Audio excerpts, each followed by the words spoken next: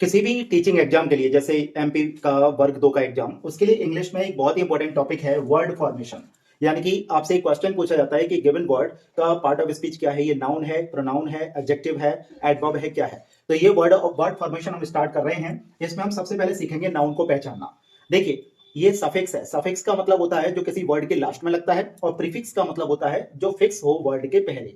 शुरुआत में अगर कोई शब्द वर्ड के शुरू में लग रहा है तो वो प्रीफिक्स होगा, और अगर बाद में लग रहा है तो वो सफिक्स होगा। यहां पर आप ध्यान दीजिएगा, अगर किसी वर्ड के लास्ट में ए एन लगा हो, ई एस ई लगा हो, आई एस टी लगा हो, आई एस एम लगा हो, E R double E R लगा हो, ई आर वाई लगा हो, आर वाई लगा हो, एफ यू एल लगा हो, टी वाई लगा हो और एन ई डबल एस लगा हो, तो ये वर्ड नाउन होता है। अभी मैं आपको इसके एग्जांपल देकर के समझाऊंगा। एक और बात, एफ यू एल जैसे ब्यूटीफुल, तो ब्यूटीफुल एडजेक्टिव होता है, लेकिन कुछ वर्ड्स ऐसे होते हैं जिसके बाद में एफ यू एल लगा हो तो वो हमारा नाउन होता है। ठीक है, तो अभी इसके एग्जांपल्स देखें। तो देखिए, ए एन यानी कि रिपब्लिकन, रिपब्लिकन गणतंत्र, गणतंत्रवाद, इंडियन भारतीय, और रिपब्लिकन गणतांत्रिक। उसके बाद में ई एस ई जैसे चाइनीज, जापानीज, तो ये हमारे चाइनीज और जापानीज नाउन हो गए।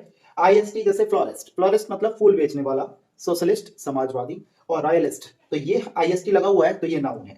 आई एस एम जैसे आइडियलिज्म यानी कि विचारवाद, बुद्धिज्म, है ना। उसके बाद में डबल ई आर इंजीनियर, प्रॉफिटियर, प्रॉफिटियर मतलब मुनाफाखोर।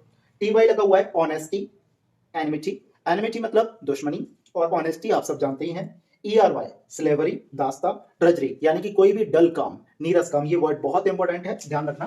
तो कोई भी नीरस काम होता है, जिसको नीरस व्यक्ति होता है, तो दैट इज कॉल्ड ड्रजरी। तो आर वाई अगर लगा हुआ है और ई आर वाई मशीनरी, तो ये वो हो गए। उसके बाद में अभी हम डिस्कस करेंगे फुल। तो देखिए, अगर किसी वर्ड के लास्ट में यानी कि suffix F U L full लगा हो तो वो एडजेक्टिव होता है। लेकिन ये वर्ड्स माउथफुल, माउथफुल यानी कि निवाला, कोई भी मुंह भर के कोई भी चीज दी जाए, हैंडफुल मुट्ठी भर के कोई चीज दी जाए, और स्पूनफुल चम्मच भर के कोई चीज दी जाए, तो ये 3 वर्ड्स नाउन में आते हैं। आप डिक्शनरी में सर्च करिएगा, और कंप्लीट वर्ड फॉर्मेशन सीखने के लिए और एमपी वर्ग 2 की तैयारी करने के लिए, एमपी टाइट वर्ग 2 की तैयारी करने के लिए, शिक्षा की तैयारी करने के लिए हमें फॉलो करिए, सब्सक्राइब करिए। Thank you very much.